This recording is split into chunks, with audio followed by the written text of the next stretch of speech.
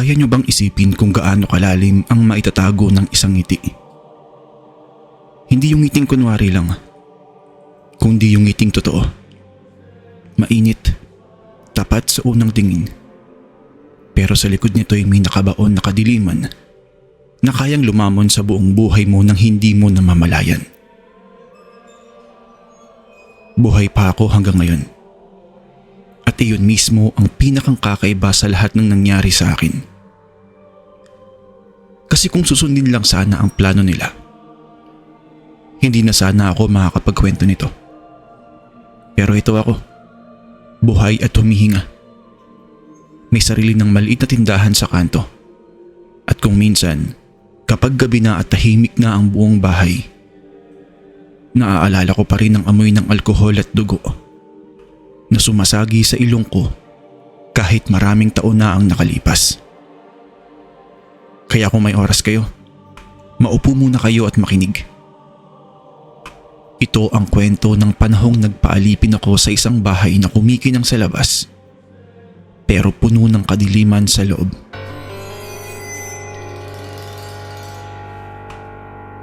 Bago ako naging katulong, isa akong pulubi. Hindi ko na maalala ng eksakto kung kailan nagsimula ang pagiging pulubi ko. Siguro mga nasa 12 taong gulang pa lamang ako.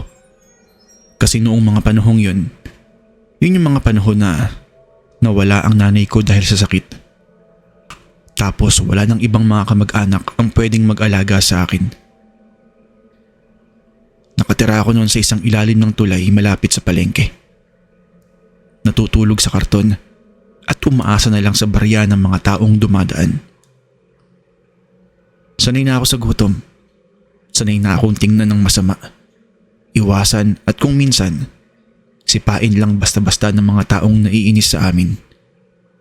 Yung mga taong parang gustong burahin kami sa mundo nang hindi man lamang nila kailangang isipin ang katotohanan na kami ay tao rin naman. May mga gabi ring inaabot ko ang sarili kong nagtatanong kung bakit pa ako nabubuhay.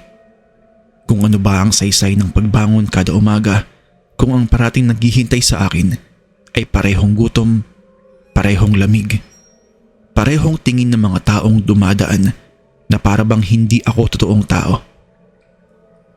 Natutunan kong huwag na lamang umasa. Natutunan kong ang bawat araw na hindi ako sinaktan ay isa ng biyaya. At ang bawat perasong tinapay na naibibigay sa akin ay parang regalo mula sa Diyos mismo. Iyan ang uri ng pag-iisip na kinakailangan mo kapag ang lansangan na ang naging tanging tahanan mo.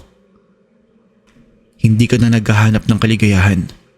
Bagkus ay naghahanap ka na lamang ng paraan para mabuhay ka pa kinabukasan. 19 na taong gulang ako noong una kong makilala si Dr. Reynaldo Villaverde. Isa itong maulan na hapon. Nakaupo ako sa tabi ng simbahan. Basang-basa, nanginginig, at wala ni isang piso sa lata ko. Hanggang sa may dumaang isang itim na sasakyan. Mabagal at huminto ito sa aking tapat. Pagkatapos, bumaba ang isang lalaki na sa tingin ko ay nasa mid-30s na. Mataas siya. Maayos ang buhok. Nakasuot ng puting Amerikana kahit gabi na. Tiningnan niya ako ng matagal. Tapos ngumiti. Hindi ang ngiting nakakatakot kung hindi ang isang ngiting hindi ko pa nakikita sa mukha ng sinumang mayaman noon. Isang ngiting parang totoong nagmamalasakit. Nagugutom ka ba, anak? Tanong niya sa akin. Tumango ako, hindi makapagsalita dahil sa gulat. Sumama ka sa akin. May bahay ako na kailangan ng tao. Bibigyan kita ng tirahan, pagkain at kaunting sahod. Basta't masipag ka at tapat ka, ay hindi ka na magugutom kahit kailan. Sa isip-isip ko noon, wala nang mawawala. Kung masama man ang balak niya sa akin, hindi naman siguro ito magiging mas masahol pa sa kalye. Kaya sumama ako sa kanya. Malayo ang bahay ni Dr. Villaverde. Mga 1 oras mula sa bayan ang babiyahihin mo bago ka makarating sa bahay na ito. Nasa tuktok ito ng isang burol na napapaligiran ng matataas na puno. Ang bahay niya ay isang malaking bahay na gawa sa bato. May 2 palapag, may hardin sa harap na puno ng mga rosas at may dating bahay sa likod na ginawa niyang klinika. Doon daw siya naggagamot ng mga marilita o yung mga taong mahihirap na hindi kayang magbayad sa mga ospital. Libre ito tuwing Sabado. Charity clinic ko yan. Marami akong pasyente na hindi kayang magbayad eh. Ayoko naman silang parusahan pa dahil sa kahirapan nila. Sabi niya sa akin noong unang gabi habang inihahatid niya ako sa kwarto ko sa may likod ng bahay. Sa loob ng bahay, nakilala ko ang ibang mga katulong. Si Mang Francisco, isang matandang tagapag-alaga ng hardin, at si Aling Gloria, ang kusinera. Mabait sila sa akin, kahit unti-unti ko lang napansing may kung anong lungkot sa mga mata nila. Parang may binabaon silang sikreto. Masaya ang unang buwan ko roon. Malinis ang kwarto ko. 3 beses ako nakakain sa isang araw at nakakatulog na ako ng mahimbing tuwing gabi. Mga bagay na hindi pa nangyari sa akin kailanman. At bawat linggo, binibigyan ako ni Dr. Villaverde ng kaunting pera na may ingat ko namang itinatago. Sa isip ko noon, natagpuan ko na ang langit sa lupa. 3 lamang kami sa loob ng napakalaking bahay na yon. Kakaiba yon. Dahil sa laki ng ari-arian, akala ko'y dapat magkaroon ng 10 o 15 man lang katulong. Pero wala. 3 lang talaga kami. Noong tanungin ko ito minsan kay Aling Gloria, sinagot lamang niya ako ng, "Nako, ayaw ni Doc na maraming taong nakatira dito. Mas gusto niyang kakaunti lang kami." Tinanggap ko ang sagot na yun ni Aling Gloria bilang katangian lamang siguro ng isang taong sanay mamuno at gustong mapanatili ang kapayapaan at katahimikan sa sariling tahanan. Kaya hindi ko na siya muling tinanong pa. Bawat umaga, gigising ako bago pa sumikat ang araw upang tapusin ang gawaing bahay bago pa dumating ang mga pasyente sa klinika sa likod. Habang naglilinis ako ng hardin, madalas kong makita si Dr. Villaverde na nakatayo sa balkonahe ng kanyang silid sa may itaas. Nakatingin sa malayo, may hawak na tasa ng kape at mukhang nag-iisip ng malalim na mga bagay. May mga pagkakataong ding maririnig ko siyang bumubulong siya sa sarili. Para ba nagdarasal siya? Nakapwesto kasi ang magkadikit niyang mga kamay sa tapat ng kanyang dibdib. Hindi lang pala mabait si Doc. Relihiyoso pa siyang tao. Pero ang kapayapaang nararamdaman ko ay nahinto nang mapansin ko ang mga bagay na kakaiba. Mga bagay na noong una ay pinilit kong ipaliwanag sa sarili ko para lamang manatiling maganda ang imahe ng lahat ng bagay.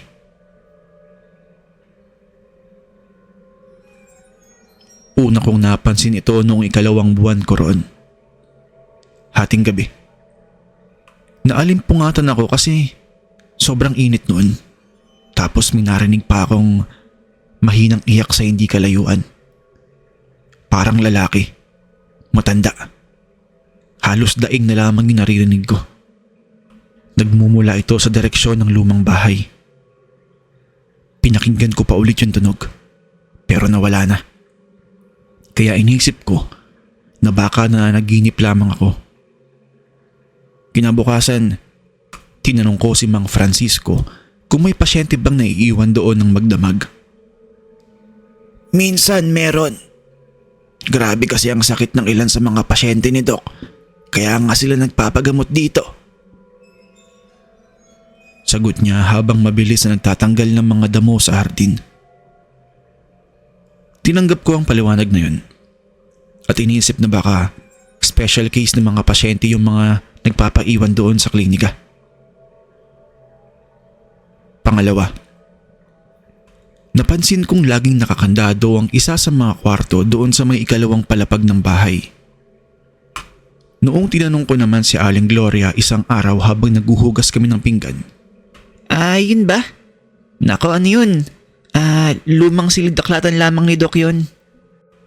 Sabi niya sa akin. Ang boses niya biglang naging mahina. Bawal doon ang sino man. Kahit kami, hindi pinapayagang pumasok doon. Eh, bakit daw po? Tanong ko sa kanya. Tumigil siya sa paghuhugas. Tumingin sa akin ng diretso at sinabing, Hindi ko rin alam eh.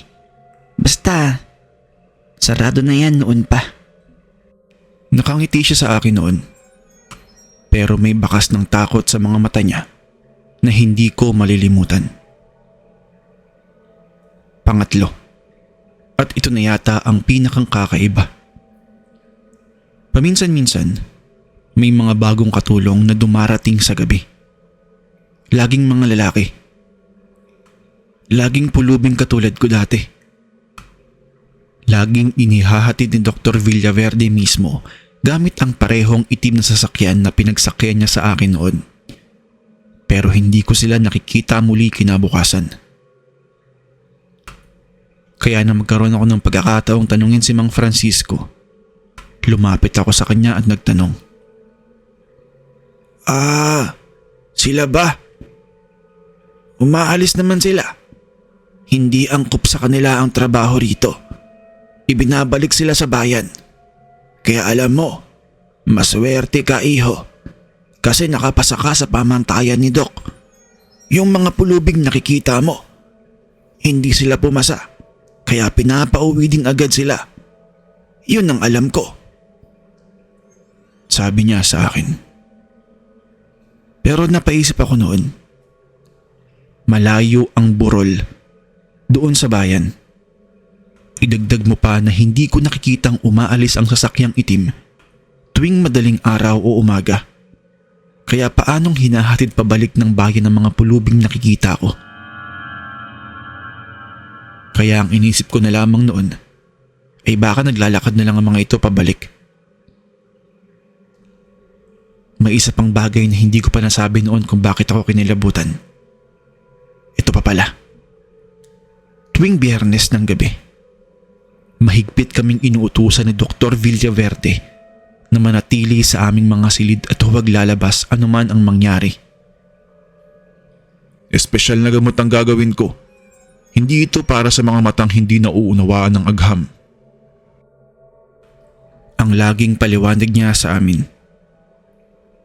Sa mga gabing yon, kung ihihilig ko ang tenga ko sa dingding ng aking silid, may maririnig akong parang may mga kumakanta. Mahina, paulit-ulit, parang panalangin o awiting inaalihan ng isang boses na hindi ko akalaing mula sa lalamunan ng isang tao. Sinusundan ito minsan ng isang matalim na sigaw na biglang natatapos na para bang may nagsara ng malakas sa pinto.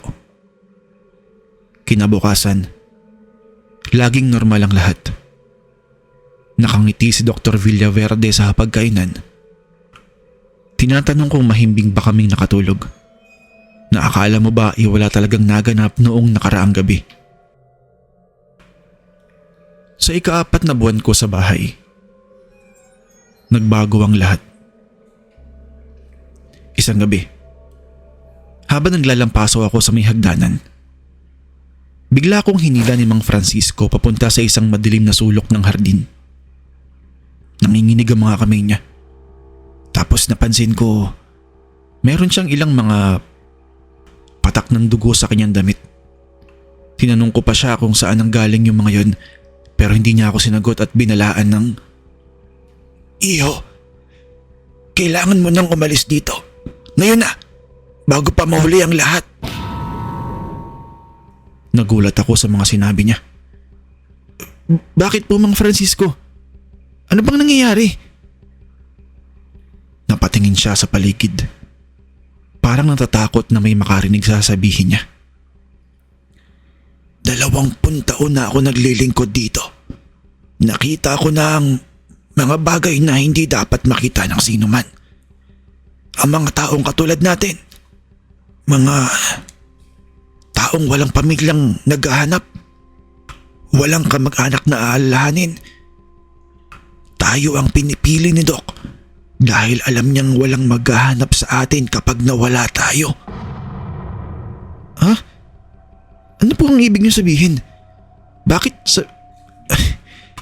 Linawin niyo nga po. Bago niya pa masagot ang tanong ko, may narinig kaming yabag ng paa mula sa bahay. Napatigil si Mang Francisco. Ang mukha niya ay biglang namutla. Huwag mo nang itanong. Umalis ka na lang. Bukas, kapag wala si Doc, tumakbo ka.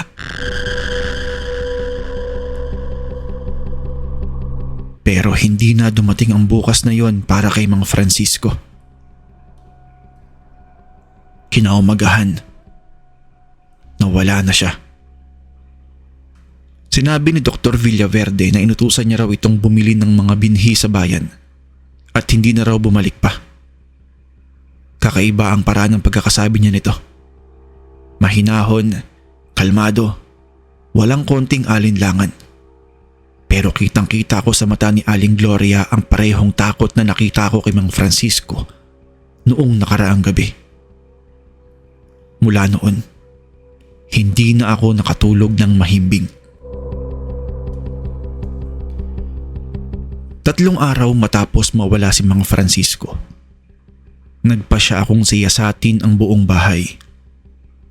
Alam kong mapanganib ito, pero mas mapanganib sa akin ang manatiling bulag sa katotohanan. Naghintay ako ng tamang pagkakataon. Hinintay kong umalis si Dr. Villaverde papuntang bayan sa isang urgent na operasyon. Bagay na madalas niyang gawin kada linggo. Laging mag-isa at laging hating gabi na akong umuwi. Una kong sinilip ang lumang bahay.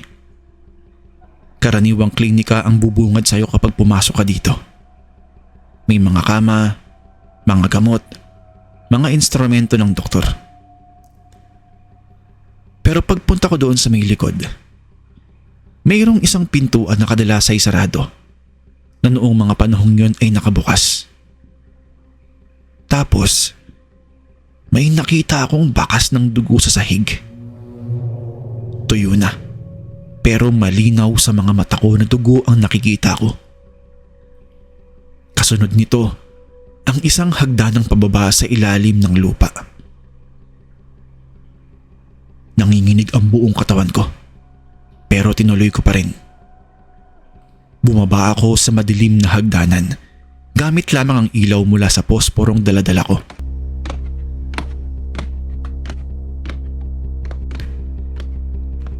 Habang pababa ako sa mga baitang ng hagdanan, para akong nakadama ng malamig na simoy ng hangin kahit walang bukas na bintana sa buong lugar. Isang lamig na hindi galing sa panahon kung hindi mula sa kung anong bagay na tila nakatago sa kadiliman doon sa ibaba. Sa bawat hakbang ko, lumalakas ang amoy ng alkohol na pang-disinfekta. Halo-halo sa isang mabahong amoy na kilala ko mula pagkabata.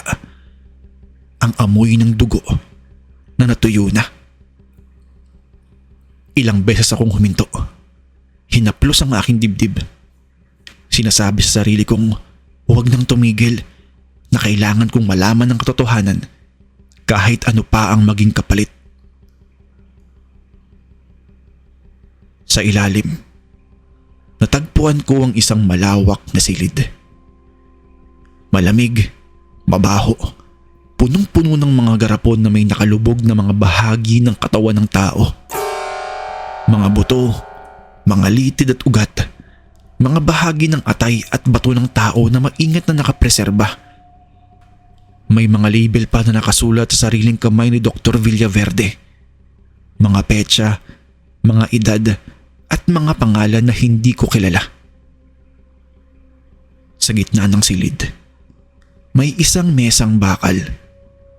May mga kadena sa magkabilang gilid At sa ibabaw nito ay may natuyong bakas ng dugo na hindi na matatanggal kahit gaano na siguro kadalas ang paglilinis dito. At sa isang sulok na natatakpan ng tela, natagpuan ko ang mga larawan. Dose-dose ng larawan ng iba't ibang mga lalaki. Lahat sila ay payat at mukhang pulubi. Nakahiga sila doon sa mesang bakal na nakita ko kanina. Nakakadena ang bawat kamay at mga paa nila. Tapos, nakikita kong sa bawat litrato, nakangiti si Dr. Villaverde. At alam nyo ba nakakapangilabot dito? Lahat ng mga litratong yon, yung litrato ng mga lalaking nakita ko. Nakabukas na ang katawan nila. Wala itong puso at atay, ganoon din ang lamang loob. Halos masuka ako sa mga nakita ko. Anong klaseng tao ang gagawa ng ganoong karumal-dumal na krimen? Hindi tao si Dr. Villaverde. Isa siyang demonyo. Sa likod ng bawat larawan, may nakasulat. Mga petsa ng pagsama at pag-alis. Noong mga oras na yon, alam ko na ang ibig sabihin nito. Tama nga si Mang Francisco sa mga babala niya sa akin noon. At dahil dito, dali-dali kong hinanap ang larawan niya sa hanay ng mga yun. Pero wala akong nakita. Sa halip na kumabog ang dibdib ko sa takot, gumaan pa nga ang loob ko. Dahil sa isip ko noon, ibig sabihin nito ay totoo palang nakaalis lamang si Mang Francisco at nabubuhay pa siya kung saan mang lugar siya naroon ngayon. Binitawan ko ang mga litrato at siniyasat pa ang buong paligid. Doon ko rin nakita ang aparador ni Dr. Villaverde. Sa aparador na yon nakalagay ang mga kasulatan. Mga tala tungkol sa isang bihirang sakit sa dugo na taglay niya mismo. Isang uri ng kanser na dahang-dahang kinakain ng mga selula ng kanyang katawan. Ayon sa mga sulat, natuklasan daw nila na maaaring pahabain ang buhay niya sa pamamagitan ng pag-asalin ng mga bahagi ng katawan mula sa mga taong malusog ang dugo pero walang halaga sa lipunan. Iyon mismo ang sinulat niya. Walang halaga. Sa gilid ng isa sa mga pahina, may maikling sulat na hindi ko naunawaan noon. Utang ko ang lahat ng ito kay Lolo Teodoro. Sa kanya nagmula ang lihim sa dugo ng aming angkan. Matagal nang bago pa ako ipinanganak. Wala akong maisip kung sino ang tinutukoy niyang Lolo Teodoro. Ni minsan, hindi ko pa ito nakita sa loob ng kanyang bahay. Sa isip ko noon, marahil ay patay na ito. Tapos, sa mga sulat din ngayon nalaman ko na ako pala. Kaming lahat na pulubi, lahat ng walang pamilya, lahat ng madaling kalimutan ng mundo. Kami ang piniling bangko ng katawan ni Dr. Villaverde. Ang dugo at katawan namin ang siyang magiging pangunahing sangkap para humaba pa ang kanyang buhay. Hindi ko alam kung paano niya nalaman ang mga bagay na ito, pero tiyak akong hindi ito isang agham, kung hindi isang masamang paraan ng lihim na karunungan.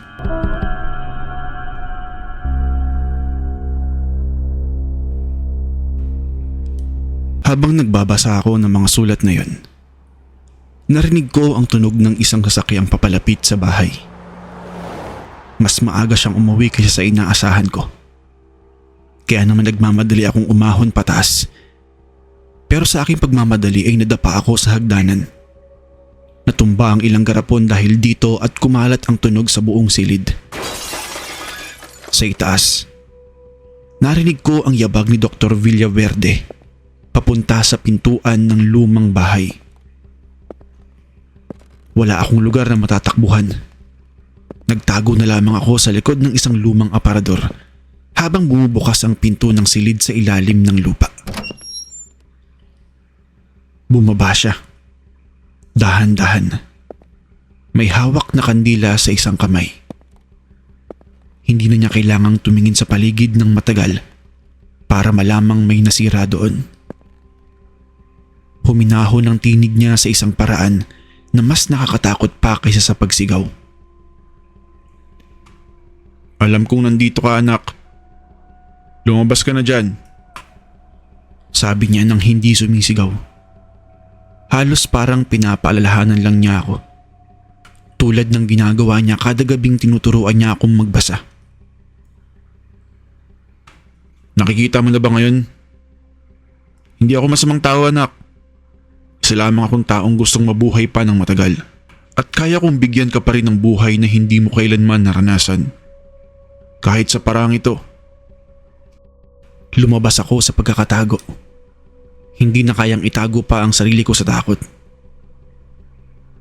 Sila ba lahat? Pinatay mo ba silang lahat? Ang kamatayan nila ay may kabuluhan. Naglingkod sila sa paraang mas mataas pa kaya sa anumang inaasahan nila noong sila'y nasa kalye pa lamang. Sa kalye, walang pag-asa at lagi silang nagugutom. Dito, binigyan ko sila ng dignidad bago kukunin ang kanilang buhay. Hindi tulad ng mundong nasa labas. Sa mundong yun, mga patapon lang sila. Dito, nagkaroon sila ng kahulugan. Habang sinasabi niya ito, may narinig pa akong isa pang yabag. Mabagal. Walang pagmamadali. Nanggagaling ito mismo sa dilim, sa likod ng hagdanan. At mula roon, lumitaw ang isa pang figurang akala ko'y hindi ko na muling makikita pa magpakailanman. Si Mang Francisco. Oo, buhay siya. Nakatayo. Tuwid na tuwid ang kanyang tindig. May ngiting hindi ko inaasahang makikita sa mukha ng isang taong dapat sana iwala sa lugar na yun. O kung hindi man, dapat takot na takot dahil narito rin siya sa kailaliman ng kadiliman na ito. Mang Francisco? Bulong ko. Hindi ko mapaniwalaan ang aking nakikita. Buhay po talaga kayo. Pero bakit po kayo nandito? Patawarin mo ako, iho. Sabi niya sa akin. Ang tinig niya'y kalmado. Walang bahid ng pag-aalinlangan. Hindi na yun ang mahina. Kinakabahang tinig na narinig ko noong gabing pinaalis niya ako sa hardin. Kinailangan kong gawin yon. Kung hindi kita natakot, hindi ka sana naghinala. Kung hindi ka naghinala, hindi ka sana lumaban ngayon. At kung hindi ka lumaban, hindi ka mapupunta sa lugar na ito. At alam mo ang mas masarap, iho. Mas masarap ang dugo ng taong lumalaban kaysa sa isang taong sumusuko na lamang nang walang kalaban-laban. Doon ko lamang naunawaan. Hindi niya ako binalaan noon dahil sa awa. Ginagabayan lamang niya ako patungo mismo sa sandaling ito para sa kanilang pansariling kasiyahan. Siya nga pala, anak. Siya ang lolo ko. Sabi ni Dr. Villaverde. May bahid ng pagmamalaki sa boses niya. Hindi inaalis ang tingin niya sa akin. Alam mo ba, mayroong kaming kalahating dugo ng aswang. Mula yun sa panig ng ina ni Lolo. At kasama noon ang kaalaman sa mga bagay na hindi kayang unawain ng ordinaryong agham. Ang pangkukulam. Ang mga ritual na pagpapahaba ng buhay. Ang paraan ng pagbawi ng lakas mula sa dugo ng iba. Lahat yon itinuro niya sa akin para humaba pa ang buhay ko.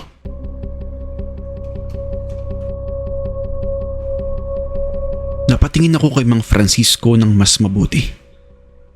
At sa unang pagkakataon, napansin ko ang mga bagay na hindi ko dapat pinabayaang palagpasin noon. Kung gaano siya kalakas para sa isang taong may edad na. Kung paanong hindi kailanman siya nauubusan ng lakas kahit araw-araw niyang inaararo ang buong hardin ng mag-isa. Kung paanong walang kahit isang sugat ang mga kamay niya kahit gaano siya kadalas sumipo ng mga talim na kagamitan.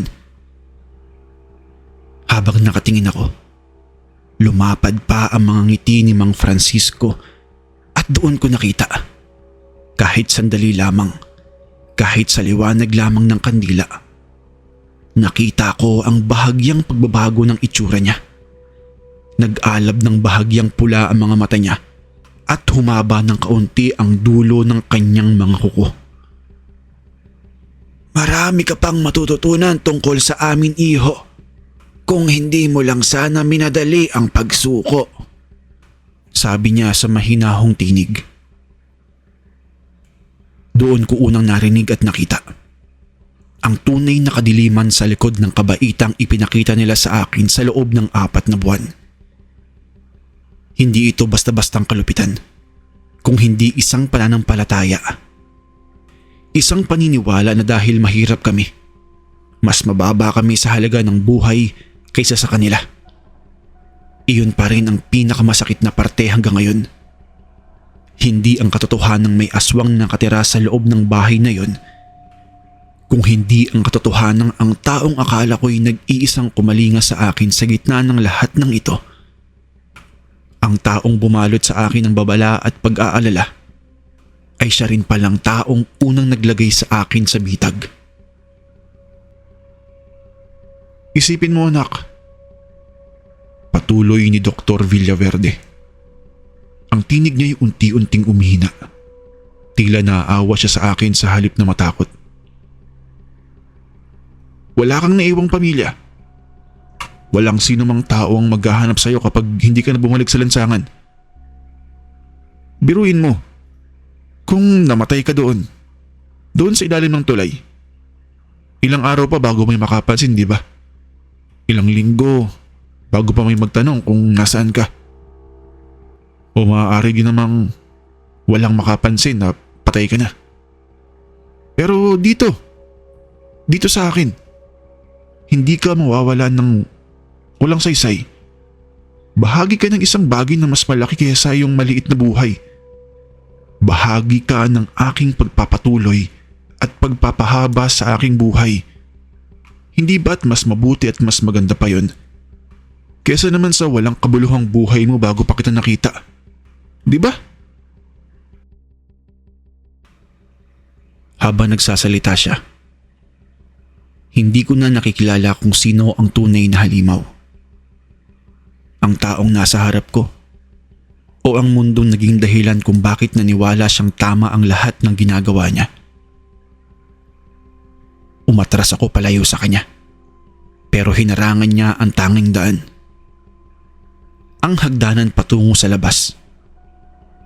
Sa kamay niya, bigla akong may nakitang syringe o hiringgilya. Kumikinang ito sa liwanag ng kandila. Sa kabilang panig naman, dahang-dahang lumapit si Mang Francisco.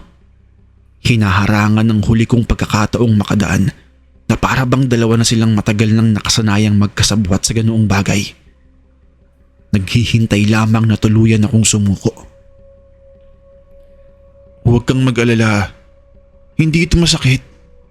Ginagamit ko ito sa lahat. Mahimbing kang matutulog. At kapag gumising ka, hindi na ako gigising." Pagpigil ko sa kanya. Ngumiti siya. Ang ngiting kinagiliwang ko dati. Pero ngayon ay nakikita kong ito pala ay ngiti ng isang halimaw na nagbibihis tao. "Salamat, anak. Sa wakas, may nakakaintindi na sa akin." Sa sandaling yun, biglang lumundag siya patungo sa akin. Mas mabilis kaysa sa inaasahan ko. Para bang bigla siyang nabuhusan ng lakas na hindi natural. Naipit ako sa pagitan ng mesang bakal at ng lumang estante. Walang lugar na matatakbuhan. Inilapit niya ang syringe o yung pangturok sa leeg ko. At sa huling saglit, nahawakan ko ang kanyang pulso. Itinutok ang karayom papalayo sa akin. Nagbuno kami. Ang init ng kanyang hiningay tumatama sa aking mukha. Ang mga daliri niya ay kumakapit sa aking balikat ng buong lakas na para bang gustong gusto niyang huwag akong makatakas kahit ano pa ang mangyari. Bakit ba nagmamatigas ka pa? Bakit ba ayaw mong tanggapin ang biyayang ito? Bulong niya sa aking tenga. Ang tinig niya ay nanginginig na sa puot. Lahat sila'y tinanggap ito. Bakit ikaw hindi? Bakit ayaw mo? Nakita ko sa malipitan ng mga mata niya. At doon ko unang napansin ang isang bagay na hindi ko napansin noong unang gabi kaming nagkita. Walang kislap ng buhay ang mga mata niyang yon. Parang dalawang bilog na bato na tumitingin sa akin ng walang habag. Walang paghisisi, walang anumang bahid ng tao. Sa loob ng ilang segundong yun, naunawaan kong hindi na ito ang taong nagbibihis lamang ng kadiliman. Ito na mismo ang kadiliman. Matagal na nagsuot ng maskara ng kabaitan hanggang sa halos maniwala na rin siyang totoo yun. Sa gitna ng aming pagbubuno, naipit ang kanyang kamay sa gilid ng mesang bakal at doon ko naramdamang humina ang paggigipit niya sa akin. Kahit sandali lamang, naramdaman ko yun. Kaya sinamantala ko ang pagkakataon. Itinulak ko siya ng buong lakas. Tinamaan siya sa dibdib gamit ang aking siko at napaatras siya ng ilang hakbang. At halos madapa siya sa sarili niyang balabal. Sa sandaling yun, gamit ang lakas na hindi ko akalaing meron ako, itinulak ko ang isang lumang estante na puno ng mga garapon patungo sa kanya. Nabuwal ang mga ito. Bumagsak ang salamin at napaatras siya. Napapunta si Mang Francisco sa apo niya, nag-aalala. Nasugatan ng braso niya sa mga bubog, pero hindi ito sapat na hadlang para pigilan sila. Bumangon kaagad si Dr. Villaverde sa pagkakabuwal, pero sa halip na siya ang huhuli sa akin, si Mang Francisco ang biglang sumunggab sa bukong-bukong ko habang tumatakbo ako patungo sa hagdanan. Mabilis, malakas. Iba ang lakas ng matandang ito kaysa kay Dr. Villaverde. Kumapit siya ng buong lakas na para bang ayaw na ayaw niyang bitawan ang huling patunay ng kanilang plano. Napasigaw ako sa sakit habang hinihila ako pababa. Ang aking mga kuko ay kumakalmot sa sahig ng tuyong dugo. Hanggang sa nadapa ako sa isang tumbang garapon na naglalaman ng kung anong bahagi ng katawan ng tao. Hindi ka makakatakas. Ang salamin nito'y sumugat sa aking palad. Sa gitna ng takot at sakit, tinadyakan ko si Manong Francisco ng aking libreng paa ng tuwid sa mukha at doon lamang siya bumitiw. Umatras at doon ko nakita ang dugong dumadaloy mula sa kanyang ilong. Maitim ito. Sobrang itim. Hindi ito katulad ng normal na kulay ng dugo ng isang tao. Hindi ka makakatakas. Sigaw nilang dalawa ng halos magkasabay. Ang mga tinik nila'y naghahalo sa isa't isa hanggang sa hindi ko na matukoy kung sino sa kanila ang talaga nagsasalita. Hindi ko na hinintay pang malaman kung ano yun. Tumakbo agad ako pataas ng hagdan. Ang puso ko'y kumakabog ng mas mabilis kaysa anumang oras sa buhay ko. Narinig ko silang sumisigaw sa likuran. Hindi na iyon ang kalmadong tinig na narinig ko kanina, kung hindi mga sigaw na puno ng galit at kawalan ng kontrol. Sa bawat baitang na aking nilalagpasan, para kong naririnig ang mga tinig ng lahat ng nauna sa akin. Mga bulong, mga daing na mga taong dumaan din marahil sa parehong hagdanang yun noong huling sandali ng kanilang buhay. Mga taong tulad ko ring pinaniwalaang may bagong buhay na naghihintay sa kanila roon. Inisip ko na baka guni-guni lamang ang mga naranasan ko. Nadulot lamang ito ng matinding takot. O baka, totoong nararamdaman ko ang bigat ng lahat ng nangyari sa lugar na yon. Ano man ito, dinala ako nitong mas mabilis palabas na para bang sila mismo ang tumutulak sa akin patungo sa pintuan at sinasabing, "Tumakbo ka! Huwag kang tumingin sa likod! Basta magpatuloy ka lang!" Palabas ng lumang bahay, tumakbo agad ako patungo sa kusina kung saan alam kong natutulog si Aling Gloria.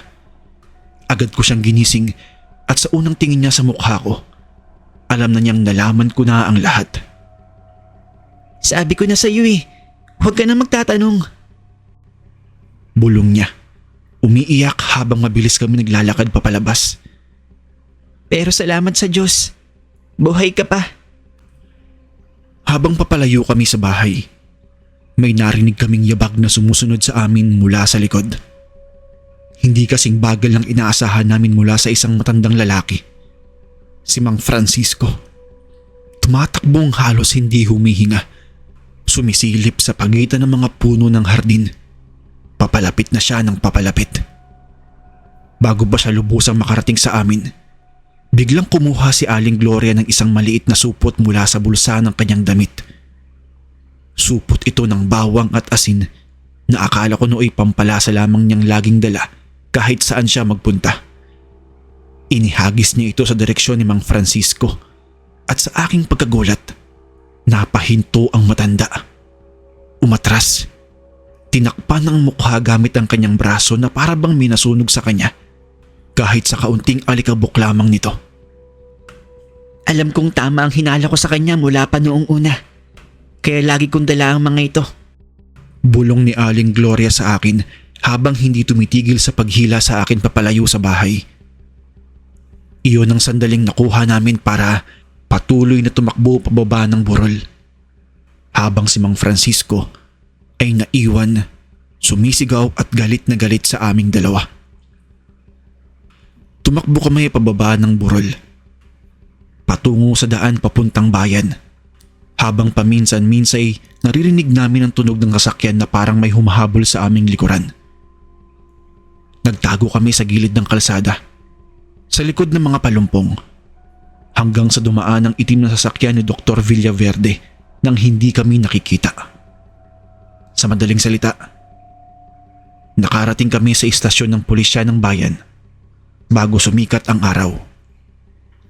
Basang-basa kami sa hamog, nanginginig sa lamig at takot, pero buhay na buhay pa rin. Nung araw din na yun, matapos naming mag-report sa mga pulis, isang grupo ng mga pulis ang umakyat sa burol. Nang dumating sila sa bahay, katulad ng inaasahan, wala na roon sina Dr. Villaverde at Mang Francisco. Kapwa na wala, kasama ang itim na sasakyan, at hindi na sila muling nakita pa kahit kailan. May nagsabing tumawid daw sila sa ibang bansa gamit ang mga huwad na pangalan. Ang tanging nakita at natagpuan lamang ng mga pulis sa may likod ng bakuran ay ang isang hilera ng mga bakas na parang kuko ng malalaking hayop patungo sa gubat sa hindi kalayuan, at doon na lamang biglang nawala ng walang bakas. Tapos, may nakita rin sila sa ilalim ng lupa. At ito ang pinakang nakakalungkot na balita. 25 katawan ang nakita doon. Ilan sa kanila ay buo pa.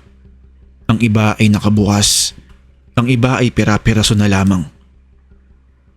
Kinilala ng mga pulis ang ilan sa kanila gamit ang mga dokumentong natagpuan sa silid. Karamihan sa kanila ay mga pulubi. Mga taong walang tirahan. Mga taong walang pamilyang maghahanap. Nang subukan nilang hanapin ang mga record tungkol kay Mang Francisco, tungkol sa kapanganakan, pamilya, kahit anong mang katibayan na siya'y talagang umiiral bilang ordinaryong tao sa alinmang panahon, wala silang nakitang anuman. Para bang hindi siya naging bahagi kailanman ng mundong ito. Sinabi rin sa amin ng isang investigador, matapos ang ilang buwan ng pagsisiyasat, na ang mga pasyente na dumarating pala tuwing Biyernes ng gabi sa bahay ni Dr. Villaverde, ang mga taong tila naririnig kong kinakantahan sa madilim na oras, ay hindi pala ordinaryong pasyente, kung hindi mga mayayamang kliyente mula sa ibang bansa. At meron din dito sa Pilipinas. Mga taong nagbabayad ng malaking halaga upang makibahagi sa mga ritual na pinamumunuan ni Dr. Villaverde. Isang uri ng seremonyang naniniwala silang nagdaragdag ng taon sa kanilang buhay sa pamamagitan ng dugo at laman ng tao. Hindi ko na hinintay pang malaman ang buong detalye dahil sapat na ang alam kong ang bahay na yon na akala ko ay kanlungan, pero hindi pala. Ito pala ay isang lugar ng pagsamba sa sariling kasakiman. Naging balita ito sa buong bayan sa loob lamang ng ilang linggo. Pero hindi nagtagal, unti-unti rin namang nakalimutan. Gaya na lamang na maraming bagay na nangyari sa mga taong katulad namin. Mga taong itinuturing ng mundo na walang halaga. Ako at si Aling Gloria ang nagbigay ng testimonya sa mga pulis. Tinulungan kami ng gobyerno na makahanap ng bagong tirahan at sa tulong ng ilang mabubuting samahan, natapos ko rin ang pag-aaral kong naantala noong bata pa ako. Nagtayo ako ng sarili kong maliit na negosyo. Isang tindahan. Simple lamang, pero para sa akin ay isang tahanan. Hanggang ngayon, kapag umuulan ng malakas o kapag naririnig ko ang tunog ng makinang parang kasakyang mabagal na dumarating, nararamdaman ko pa rin ang lamig na dulot ng gabing yon sa ilalim ng lupa. Minsan, sa aking panaginip, nakikita ko pa rin ang mga larawang tuyot na yon. Ang mga pangalang hindi ko na maalala, ang mga mukhang tulad ko rin dati, gutom, pagod, umaasang may mabuting hahawak sa kanila. Yun ang natutunan kong pinakamahalaga sa lahat. Na hindi pala lahat ng ngiti ay tapat at hindi lahat ng kabaitan ay walang kapalit. Kung minsan, ang pinakamasamang tao'y hindi yung sumisigaw at nananakot, kung hindi yung marunong ngumiti ng buong tapat habang may kadilimang nakatago sa likod ng bawat salita nila. At mas masakit pa roon, kung minsan ang taong akala mo'y kumakampi sa'yo, ang taong nagbabalat nag-aalala sa'yo sa gabi ng iyong pinakamalaking pangangailangan, ay siya rin palang unang naghatid sa'yo sa bibig ng bitag. At kung mayroon man ako maipapayo sa inyo, huwag ninyong hayaan ang kagutuman o kawalan ng pag-asa ang magpasya para sa inyo. Kilalanin muna ninyo ang taong nag-aalok ng tulong bago kayo lubusang magtiwala sa kanila. Sapagkat kung minsan, ang pinakamalaking kabaitan sa mundo, ang siya mismo nagtatago ng pinakamalalim na kadiliman. Maraming salamat po sa pakikinig sa aking kwento. Hanggang sa muli po.